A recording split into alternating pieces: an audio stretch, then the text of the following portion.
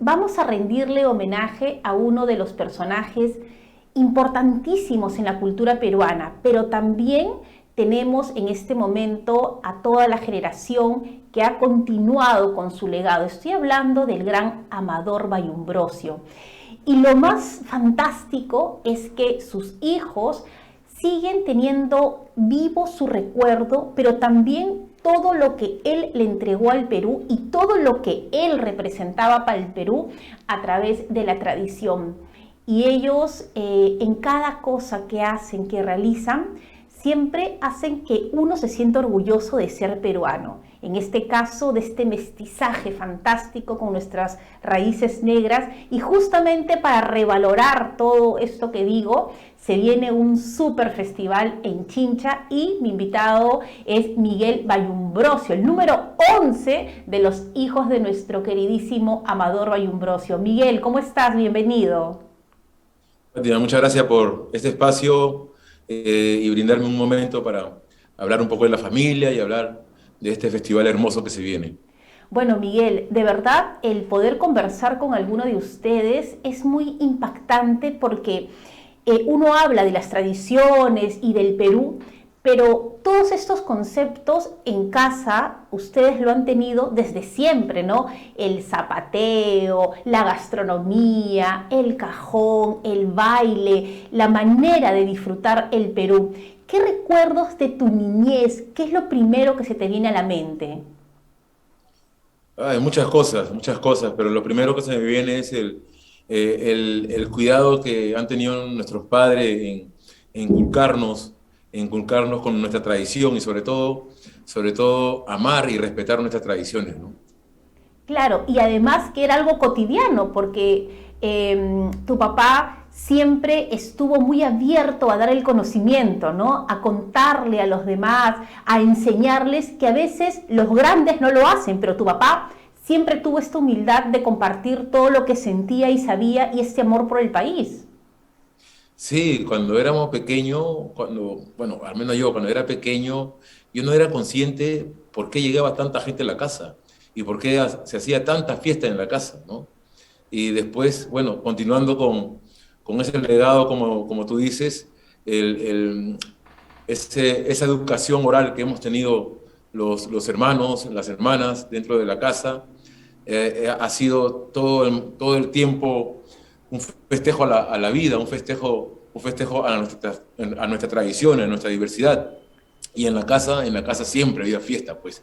Entonces, nunca se nos dijo a nosotros, oye, usted tiene que tocar este instrumento, o tienen que hacer esto, o tienen que hacer lo otro. No, continuábamos y repetíamos y calcábamos lo que se hacía en la casa.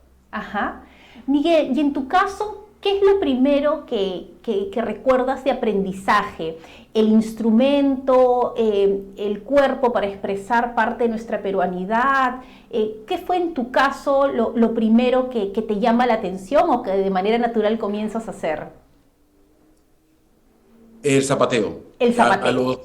Claro, tenemos una tradición que habla de la historia del Perú de por sí, que se llama Tajo Negrito, que consiste en un grupo, no solamente de enero, sino de toda la comunidad, en este caso el Carmen, ¿no? Y son agrupaciones que tienen más de 60, 70 zapateadores. Entonces, tradicionalmente los padres lo que hacían eran dar ofrenda a los niños a estas agrupaciones. Y mis padres me han ofrendido, dado como ofrenda a una de las tantas agrupaciones en el Carmen cuando tenía 4 años, ¿no? Entonces, a los 4 años empecé a zapatear. A los 4 años comencé a descubrir que la tierra tenía sonido, ¿no? Y, Ajá.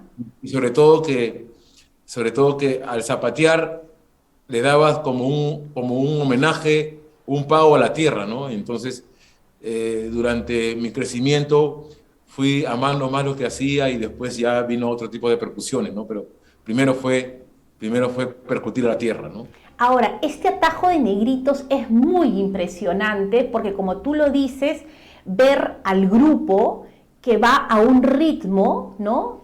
Y sobre todo el sonido con la tierra y la manera de cantar y la ropa que tienen que también aporta un ritmo, impresiona al que nunca ha visto un atajo de negritos, ¿no? Y además hay mucho niño presente que tú dices, la tradición está en ellos. Sí, es increíble porque incluso es parte de educar a la comunidad, ¿no? Porque si te das cuenta, como tú remarcas cómo están formados, cómo están alineados.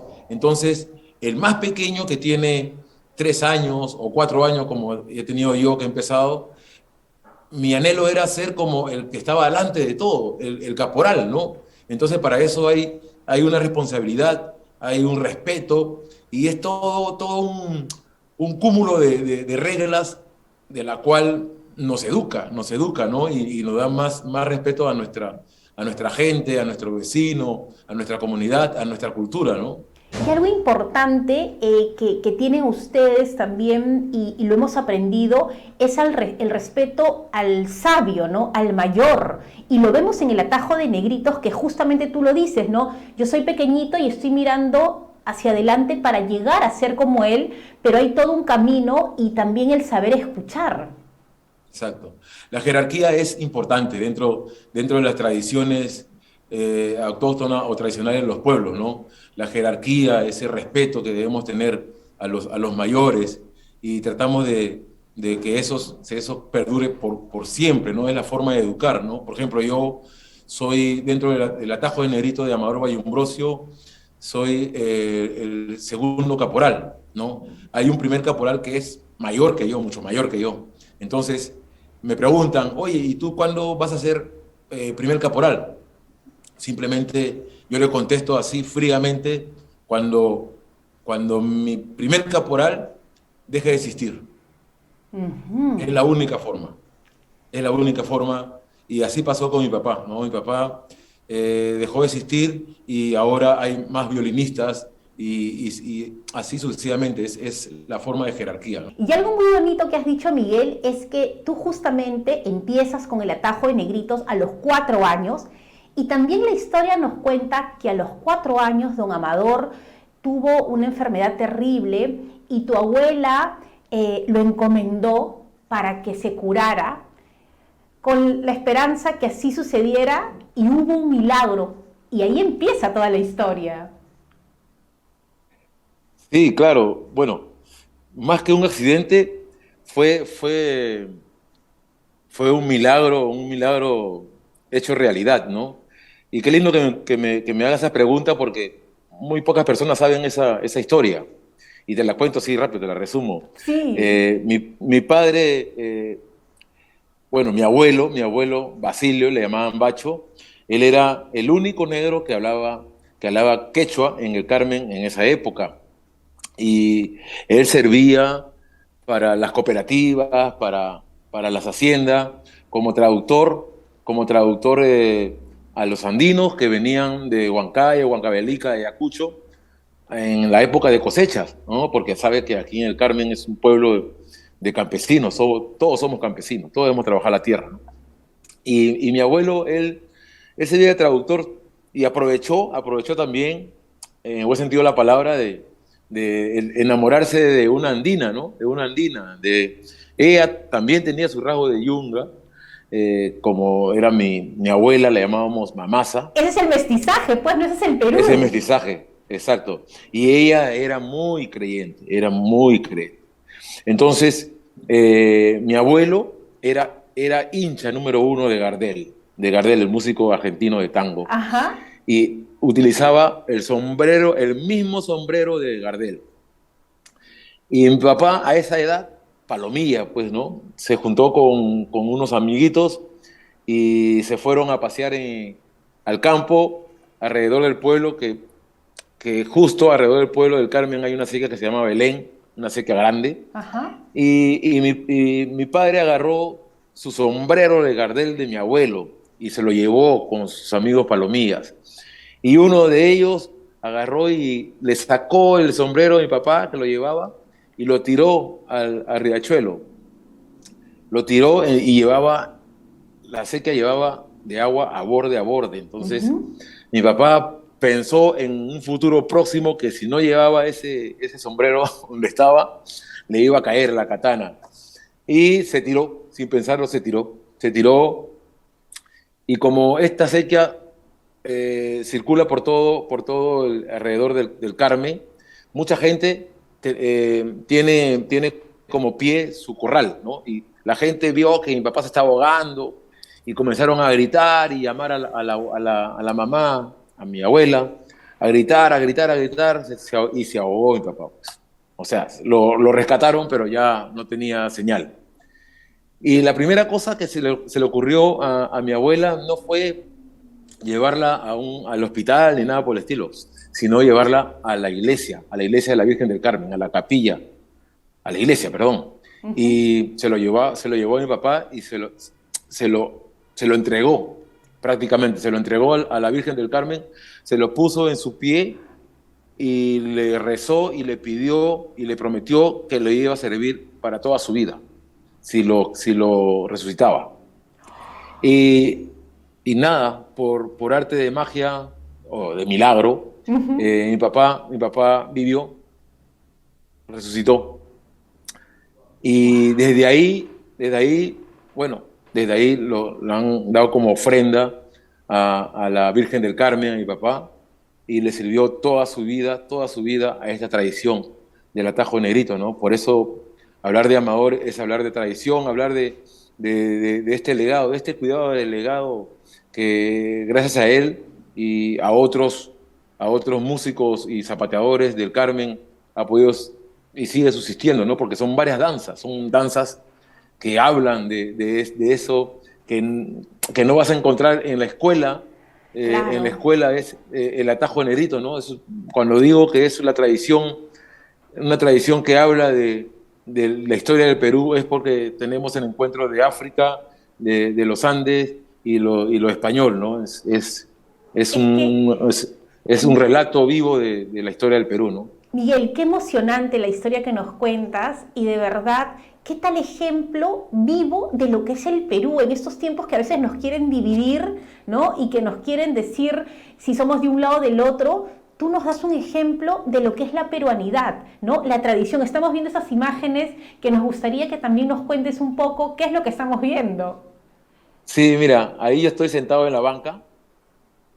Y mi hermano mellizo, porque tengo mi hermano mellizo, que vive en Francia, está tocando el cajón, y el maestro es Chocolate Argendone. Y él siempre paraba en el Carmen y nosotros siempre lo retábamos, con mi hermano siempre lo retábamos, le decíamos, tú no nos ganas tocando el cajón. Mira, y él tenía una rutina muy hermosa, cuando llegaba a la casa. En la casa siempre había un corral donde habían plantas frutales y muchos animales, entre ellos pato, chancho, y Chocolate se relajaba muchísimo en el corral llevando su cajón y podía tocar horas y horas sin parar. Y con mi hermano y yo lo mirábamos porque no había más cajón que el de él en el Carmen. Entonces lo mirábamos, cómo tocaba, lo mirábamos, y en el momento que él se iba a reposar, nosotros agarrábamos el cajón, lo tumbábamos y tocábamos un pedazo cada uno. Nos sentábamos y tocábamos un pedazo cada uno y tratábamos de imitarlo, ¿no? Y así, como te digo, es una tradición oral que hoy por hoy en el Carmen todos los niños, todos los jóvenes llevamos esa tradición oral, ¿no? Es importante, ¿no? Bueno, y de verdad la Virgen del Carmen presente ahí, ¿no? Agradecida por esta promesa.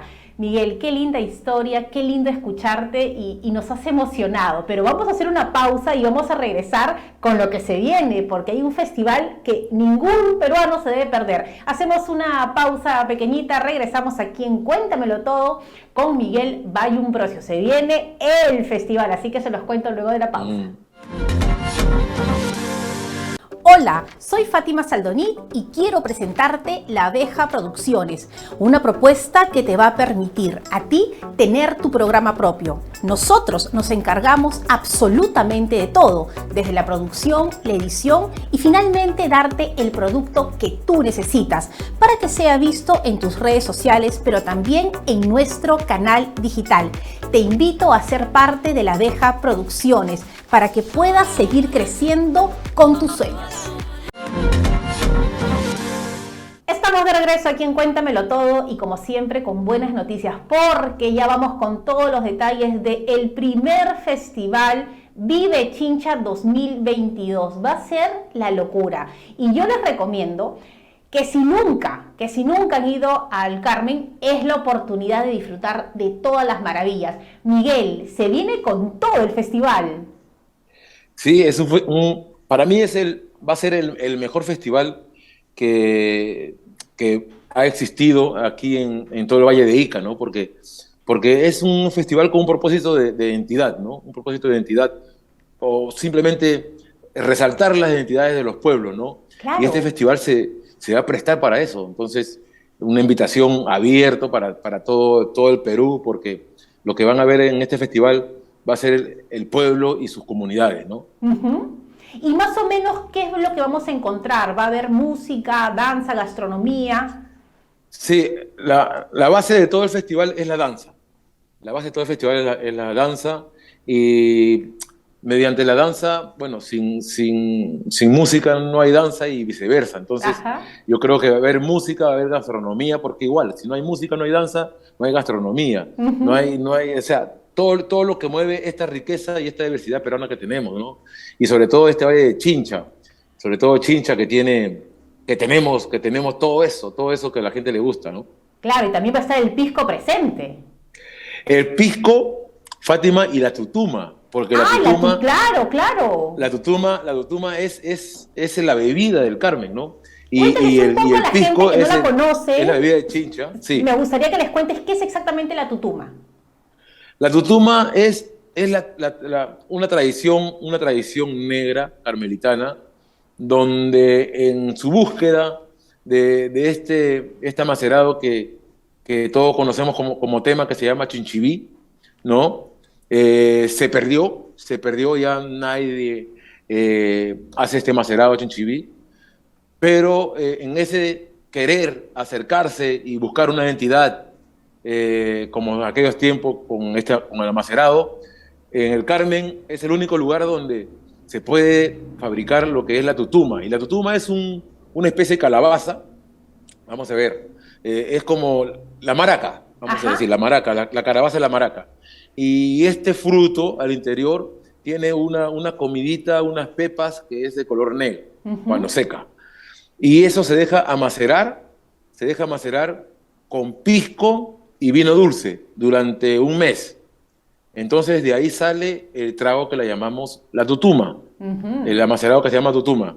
Y tradicionalmente, como todos estos macerados son afrodisíacos, mi padre decía que esos eran melliceros, por eso en la familia hay dos pares de mellizo, y sobre todo como tiene un tema, mi querido, nuestro hermano 16, Miki González, tiene un tema que se llama La Tutuma, y dice que la tutuma te alegra el corazón, y es Ajá. verdad.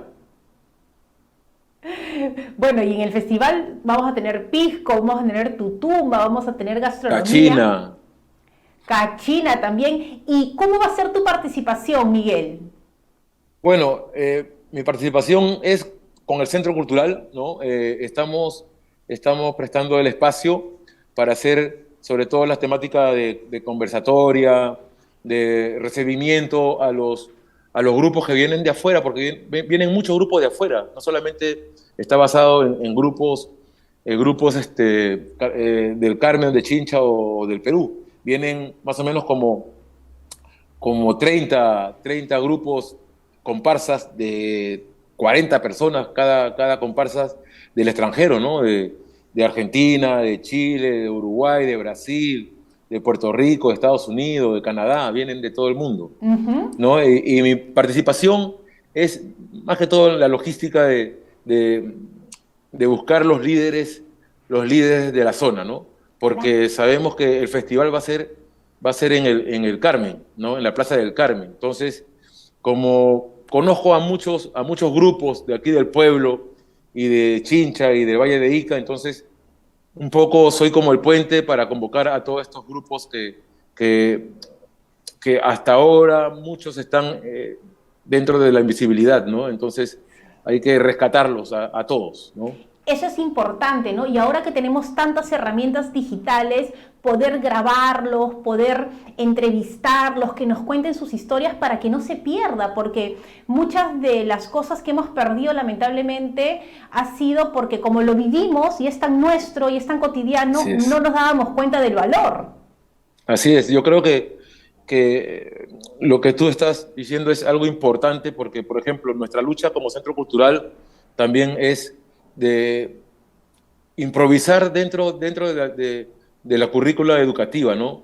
Por ejemplo, en el Carmen tenemos como distrito, tenemos 3 escuelas, pero como distritos y pobladores hay muchas escuelas. El Carmen no solamente ese distrito, hay más o menos como 24 o 34 caseríos, ¿no? Que son pequeños pueblos.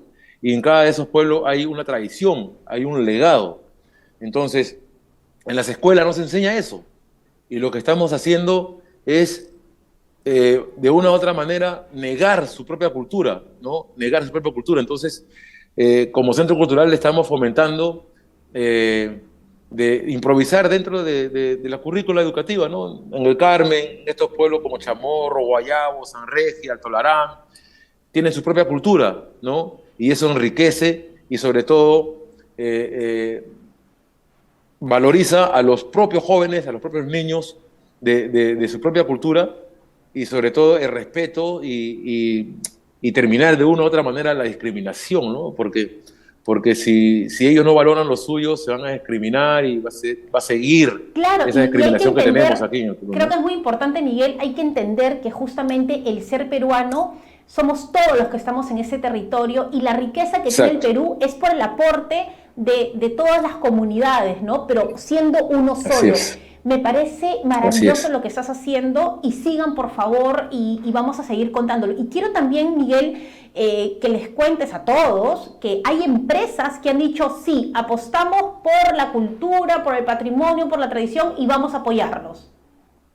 Sí, de hecho que si las empresas no se podía hacer este festival, ¿no? Como líderes de todas las empresas, tenemos a La Calera, ¿no?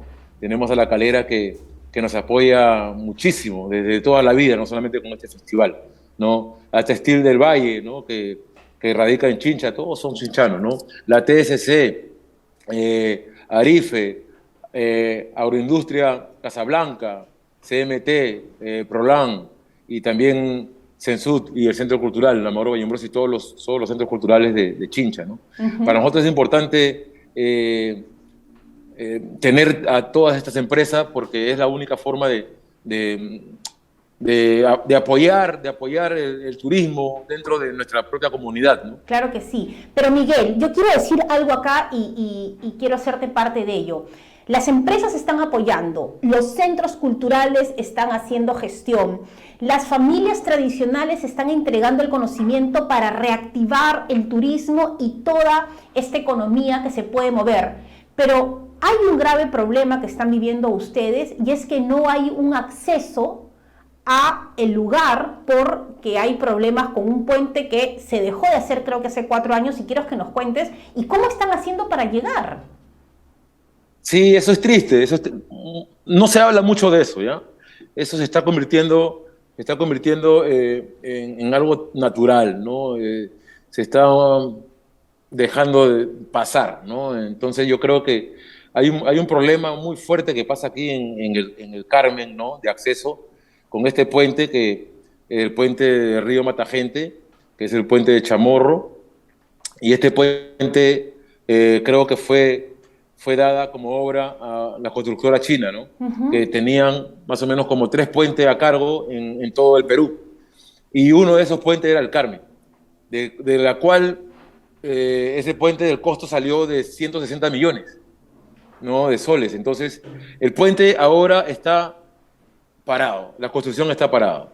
Hace 4 años que seguimos todos los carmelitanos pasando por el río, ¿no? Entonces, cuando viene la temporada de agua, que va a ser seguramente fines de octubre, vamos a tener que irnos otra vez por el puente de acceso, no, perdón, por el camino de acceso, que es una gruta de tierra. Entonces, no sé qué tanto nos incentiva a nosotros los cultores y todas las personas que hacemos todo lo posible para, para realzar el pueblo en su forma turística y todo, y la gente del Estado, del gobierno central que está a cargo de esta construcción no le interesa, no le interesa, ¿no? Entonces, para nosotros es penoso, no es penoso. Otras personas seguramente, como nosotros los gestores de este, por ejemplo, festival, dejamos y no hacemos nada, pero yo creo que es a nosotros de protestar y salir adelante Y hacer. y que no nos decaemos, ¿no? Solamente protestar y velar por nuestros derechos como ciudadanos Bueno, y y para eso también pedirle. estamos los medios de comunicación. Tenemos que Sí, darles visibilidad y la voz para que nos cuenten. El Perú es tan grande, tan diverso, pero es importante, creo, lo que estás haciendo hoy, Miguel, de hacer este llamado. Y desde aquí, desde Cuéntamelo Todo, hago también esta invocación a las autoridades. Sé que hay conflictos, que hay problemas, pero tenemos que empezar a resolver. Miguel, sí, Fátima, esperemos sí, mira, que sean gracias escuchados. sí, gracias por tomar este tema, porque todo no es fiesta, ¿no? Entonces, y sobre todo porque se está normalizando, ya la gente del pueblo ya no habla de esto, ya, se está normalizando, o sea, ahora el puente es una atracción turística, porque la gente que pasa por ahí, como es tan evidente la magnitud de la construcción, le toma foto y ya está normalizado, ¿no? Entonces, queremos ya que se termine esta pesadilla, ¿no? Y que dejen de tomarnos el pelo, ¿no? Muy bien, Miguel. Muchas gracias por tu valentía de hacer esta denuncia. Me imagino que va a tener un rebote importante y a seguir haciendo cosas como lo están haciendo desde el Centro Cultural y por supuesto en este festival. Yo creo que todos tenemos que ir allá para que también se evidencie que necesitamos tener las rutas de acceso y que el derecho de todos los peruanos es que nuestras autoridades trabajen por el bien del país. Y esto es un caso. Vamos a empezar a resolver cosa por cosa y vamos a seguir avanzando. Miguel, muchas gracias y nos reencontraremos entonces en el festival. Gracias a ti, Fátima, por esta oportunidad y solamente mencionar la gran ayuda de la número uno de este festival, que es nuestra querida Vania Macía, Vania, tan querida. que ha empujado y todas las personas que están detrás de la calera y de todo este festival. Gracias a Muy, ti, Fátima, por este espacio. no, Miguel, un honor para mí conversar contigo y de verdad, qué linda historia que hoy nos dejas. Gracias y nos reencontraremos entonces en el Vive Chincha 2022. Hasta pronto. Qué bonito hablar con Miguel Bayumbrosio, recordar a don Amador y ver que todo este legado está presente. Yo los invito a que vayan al festival y lo disfruten y vean todas nuestras tradiciones.